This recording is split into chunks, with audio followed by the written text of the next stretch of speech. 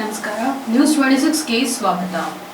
ಇದು ರಾಜ್ಯದಲ್ಲಿರುವಂಥ ಬ್ರಾಹ್ಮಣ ಸಮುದಾಯಕ್ಕೆ ಸಿದ್ದರಾಮಯ್ಯನವರ ಸರ್ಕಾರ ಮಾಡಿದಂಥ ಅವಮಾನ. ಸಿದ್ದರಾಮಯ್ಯನಲ್ಲ ಕ್ಯಾಬಿನೆಟಲ್ಲಿರುವಂಥ ಮಂತ್ರಿಗಳು, ಬ್ರಾಹ್ಮಣ ಮಂತ್ರಿಗಳು, ಇದ್ರ ಬಗ್ಗೆ ರಿಯಾಕ್ಷನ್ ಇದುವರೆಗೂ ಯಾರೂ ಮಾಡಿಲ್ಲ.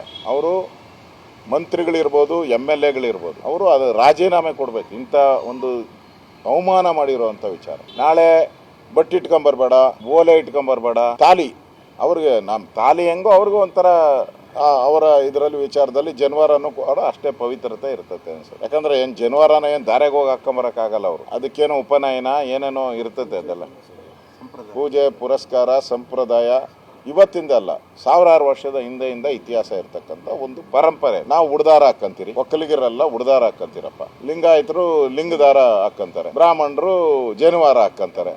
ಇದಕ್ಕೆ ಕಟ್ಟಾದ್ಮೇಲೆ ಇನ್ನು ಲಿಂಗನೂ ಕಿತ್ತಾಕ್ಬೇಕು, ಒಕ್ಕಲಿಗರ ಹಾಕುವಂಥ ಉಡ್ದಾರನೂ ಕಿತ್ತಾಕ್ಬೇಕು. ಅಂದರೆ ಸಿದ್ದರಾಮಯ್ಯನವ್ರಿಗೆ ಹಿಂದೂಗಳ ಬಗ್ಗೆ ಎಷ್ಟು ಕೋಪ ಇದೆ ಅನ್ನೋದು ಫಸ್ಟ್ ಸ್ಯಾಂಪಲನ್ನು ತೋರಿಸಿದ್ದಾರೆ. ನೆಕ್ಸ್ಟು ಲಿಂಗಾಯತರಿಗೂ ತೋರಿಸ್ತಾರೆ, ಒಕ್ಕಲಿಗರಿಗೂ ತೋರಿಸ್ತಾರೆ.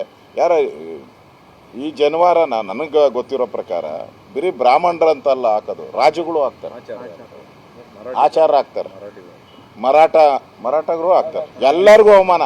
ಅಂದರೆ ಇಡೀ ಜನವಾರ ಹಾಕುವಂಥ ಸಮುದಾಯ ಬ್ರಾಹ್ಮಣರೊಬ್ಬರೇ ಅಲ್ಲ, ಭಾಳಷ್ಟು ಸುಮಾರು 20-30 ಜಾತಿಗಳವರು ಈ ಜನವಾರವನ್ನು ಹಾಕ್ತಾರೆ, ಸಂಪ್ರದಾಯದ ಪ್ರಕಾರ ಹಾಕ್ತಾರೆ. ಅವರೆಲ್ಲರಿಗೂ ಸಿದ್ದರಾಮಯ್ಯ ಅವಮಾನ ಮಾಡಿದ್ದಾನೆ. ಇದಾಗಿತ್ತು ನ್ಯೂಸ್ ಅಪ್ಡೇಟ್ಸ್. ಇನ್ನಷ್ಟು ಸುದ್ದಿಗಾಗಿ ನೋಡ್ತಾ ಇರಿ ನ್ಯೂಸ್ 26 ಕನ್ನಡ. ನಾವು ನಿಮ್ಮೊಂದಿಗೆ.